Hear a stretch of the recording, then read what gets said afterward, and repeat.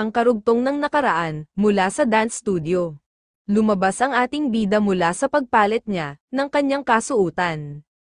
Wow, iyan ay nakakamangha, sabi ni Soryong, oh my gosh, wow, sabi pa ng grupo, director. Tawag ng lalaki, hindi, huwag kayong tumingin, tanging ako lang ang pwedeng tumingin sa kanya. Wow, gawa sa sining ang kanyang pangangatawan, siya ba ay isang modelo o ano, bahagyang napapailing ang ating bida. Dahil sa mga pagpuri nito, sige, simulan na nating agad, sabi nito at namaywang ito, sounds good, opa, muling pumailanlan ang tunog ng musika.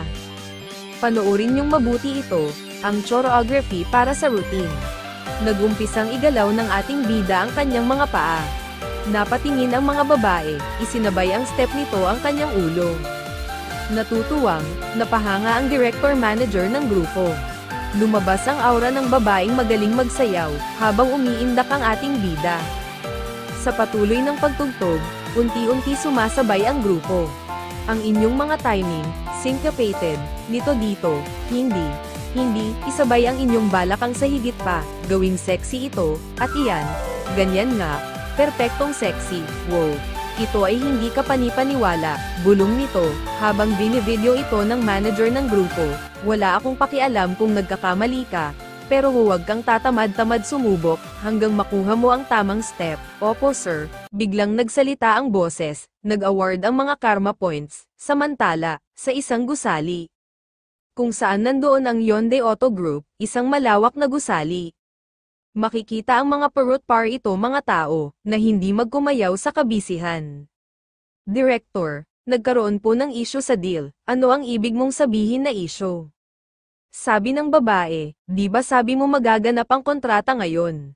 John Juhi, ang panganay na anak, Video Mongo chairman of Hyundai Auto Group. Iyan ay tama, gayunpaman, parang may bagong buyer na pumasok. Ano bang sinasabi mo? Ang pinag-uusapan natin, na 1 bilyong won deal dito. Paano biglang sumulpot ang ganyan buyer, kilala ba natin sila? Hindi. Sila ay ganap na hindi kilala, hindi ito maaaring mangyari kailangan nating makuha ang ari-arian na iyon, anumang ang mangyari. Sa ngayon ay, nakikipagnegosyo sila sa bagong buyer. Sinasabi ko sa'yo, na ito ay hindi katanggap-tanggap. Ihanda agad ang sasakyan, at kailangan kong pumunta doon mismo. Sabi ng babae, sino ito sa Earth, bulong nito. Sabihin din sa acquisition team, na bigyan ako ng ilang oras. Naiintindihan ko po, baka may nakahuli ng pabango. Kung sino man ito, kung guguluhin nila ang akin, hindi sila makakatakas. Bulong ng babae, samantala, sa isang bagong tayong gusali. Ano sa tingin mo, Miss Solon, nagustuhan mo ba? It's nice, but, Mom, nagustuhan niyo po ba? Oo, maganda sa sikat ng araw, at lahat ng gawa sa koleksyon ay obra maestra. Tama ba, lagi kong sinasabi na may mata si Solon sa kalidad. Ang gusali mismo ay nagkakahalaga ng hindi higit sa 70 billion won. At ang hinihinging presyo ay kasalukuyan 100 billion. Professor Tae-san, anong meron, at ang natitira ay tila inilaan para sa pagbabayad ng mga likhaing sining. Gusto ko sanang tignan ang mga koleksyon, ngumiti ang professor na suman-ayon. Ito ay ang mga piraso ng personal kung ibebenta kung hindi sila pagmamay-ari ng gallery. Sila ay mga paintings, natataas ang halaga sa loob lamang na ilang taon. Hahaha, itatago ko yan, professor, at muli silang naglakad. Pumasok sila sa isang silid, ito ay isang storage room. Wow, mukha siyang secure, sabi ng ating bida, kahit ang elevator ay hindi umaandar ng walang pahintulot dito. Ito ay nakamonitor, at napakakapal ng pinto, na kahit may sunog ay hindi aabot sa lugar na ito ang apoy, at ang construction nito ay nagkakahalaga ng 10 billion won, ito ay talagang kahanga-hanga, napatingin ang kanyang ina sa paintings, nako. Ang ganda talaga ng mga ito, kabilang dito ang mga gawa ng mga sikat na pintor sa panahon ng Joseon, tulad ni Lee Jang-sun at Yoon In-jeol, wow, paghanga ng ina ng ating bida.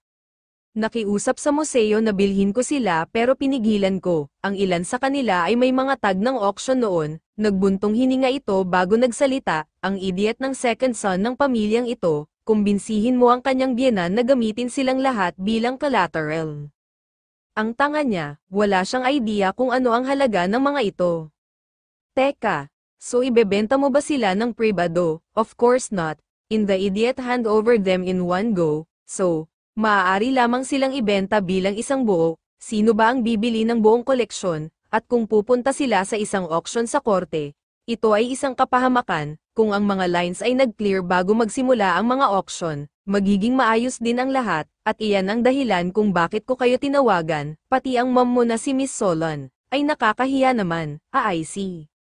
Mahinang bigkas ng ating bida, kung ito ay mapupunta sa auction, ito ay ibebenta sa murang halaga, kailangan kong kunin ang anumang mga scrap na maaari kong bayaran ng mga utang, maya-maya ay napalingon ang kanyang ina sa isang painting, ha? Aba? Nako, di ba gawa ni Professor Kim Hwan-hil ito?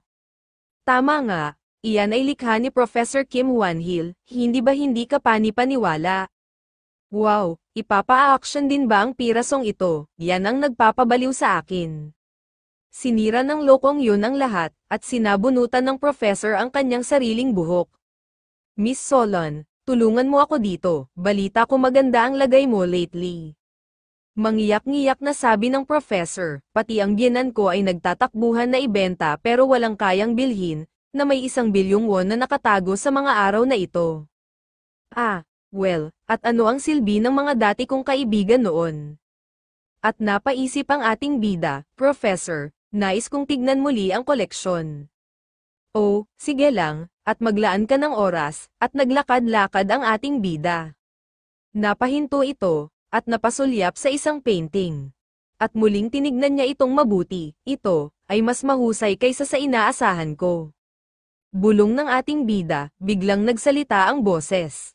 Inihahanda ang mga karma points, agad nagulat ang ating bida.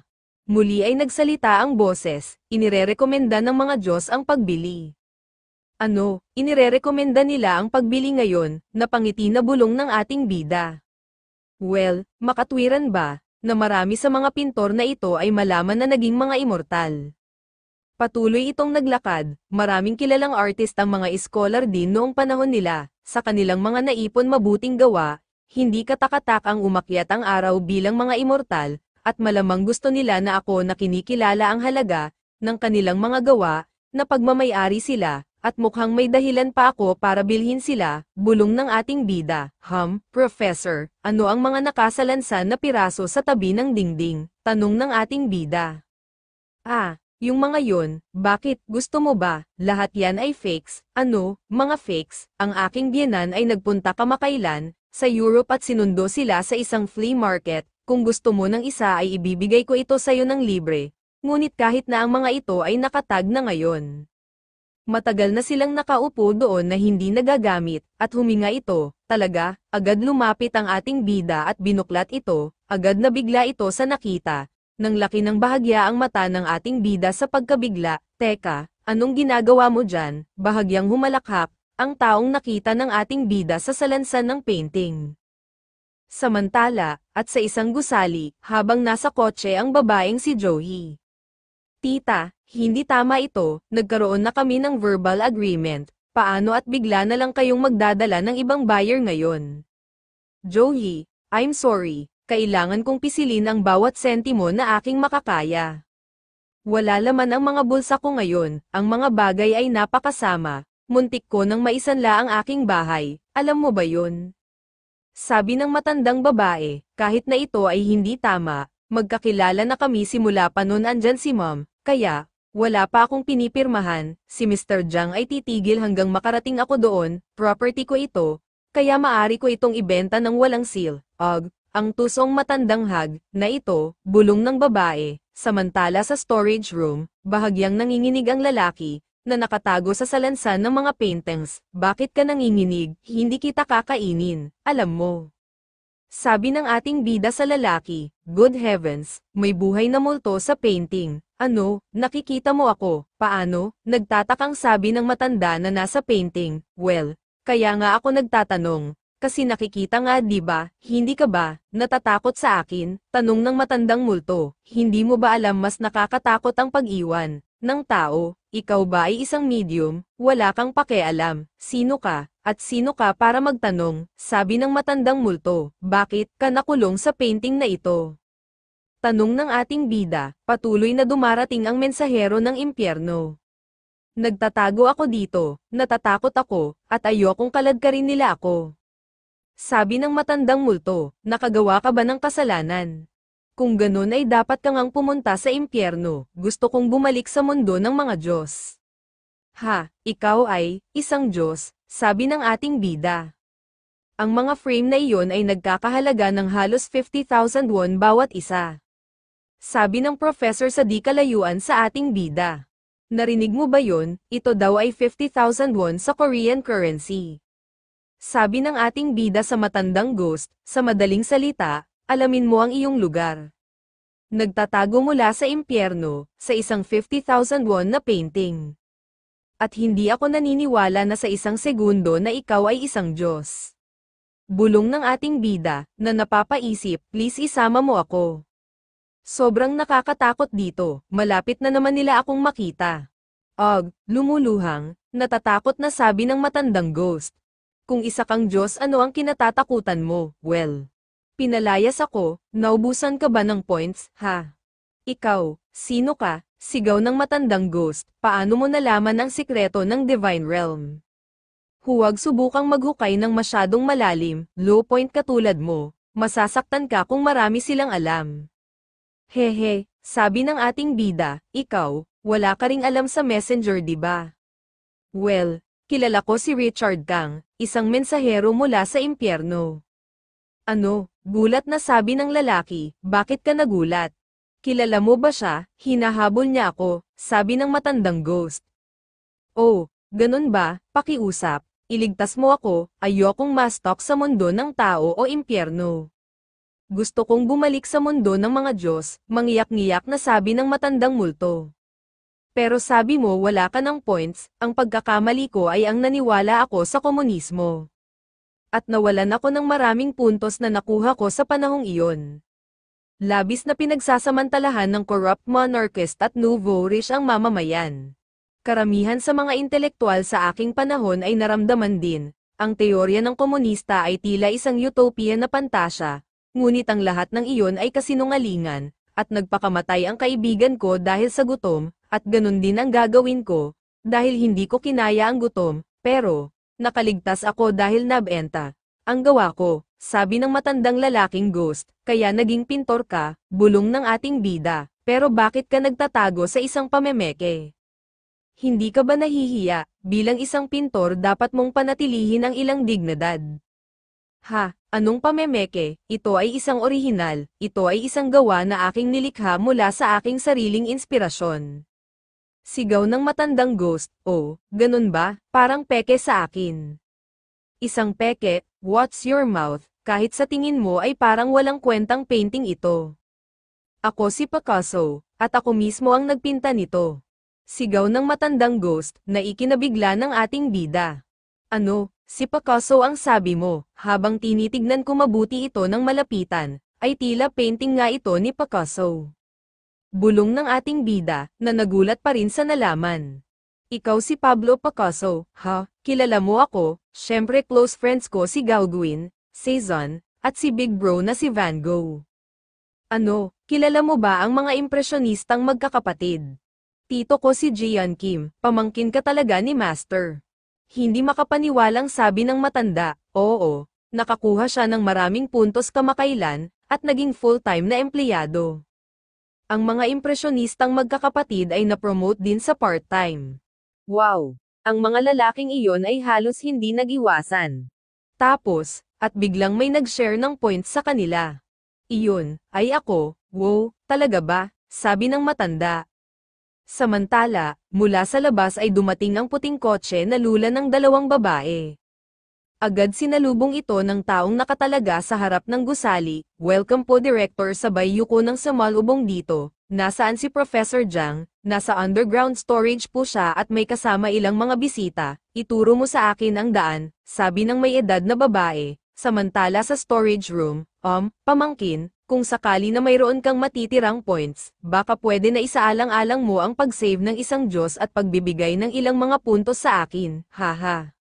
Haha, haha, habang nakatayo ang ating bida, nagtaka ito sa mga boses na narinig niyang tumatawa din. Meron bang, mga ibang tao din dito? Tanong ng ating bida. Wala, huwag mo silang pansinin, sigaw nito. Habang patuloy ang mahinang tawa nito, haha, haha. Wow, napaka-selfish mo jerk ka, itinapon kami sa ilalim ng bus para iligtas ang sarili mo. Sabi ng ibang boses, nagtataka naman ang ating bida sa naririnig nitong boses, na ang kausap ay ang matandang ghost. Anong nangyari sa dating kasama, na laging kasama? Oo nga naman, mahinang sabi ng ating bida sa mga naririnig na boses, habang natatawa. At mula sa storage room, Professor Jiang, narito ako. Sabi ng may edad na babae, biyenan ko, ano ang nagdala sa iyo dito nang walang abiso? Sabi ng professor na napalingon, ilang beses akong tumatawag, alam mo ba yon, wala ka lang siguro sa office desk mo. Agad napansin ng babaeng bagong dating, ang ina ng ating bida. Sino ang babaeng ito? Bulong ni Juhi, Professor Jiang. Sino ba ito? Siya ba ay isang chaebol wife, kaklase ko siya nung college. At mula sa isang pamilya na kilala mo, biyenan ko. Siya ang chairman ng John Dongriang, ang pinakabatang anak na babae. Chairman John, oo. Ang kaibigan kong ito ay gumagawa ng napakahusay sa araw na ito. Si Solon ay narito para bumili ng Jungyong University. Sige at narinig ko nga ang tungkol sa Jungyong University. So, Chairman daughter bought it, nice to meet you. Ako si Oh Dong-sok from Hongin University. Marami akong narinig tungkol sa iyo. Inaasahan ko na magkatrabaho tayo. Sabi ng ina ng ating bida, excuse me, alam mo naman na inaangkin ko na ito diba? Ano, gulat na sagot nito, nakagawa na ako ng verbal agreement sa tita ko, kaya dapat ka nang umatras, pagtataray, nasabi ng babae, pero, sino, ka ba? Ano, inaaway mo ba ako? Hindi ako sigurado kung ano ang ibig mong sabihin. Tinanong ko lang kung sino ka, nakangiting sabi ng ina ng ating bida. Anong sabi mo? Ngumiti lang ang ina ng ating bida, napasulyap ang professor, tulad ng inaasahan ko, Ju Solon, bulong nito.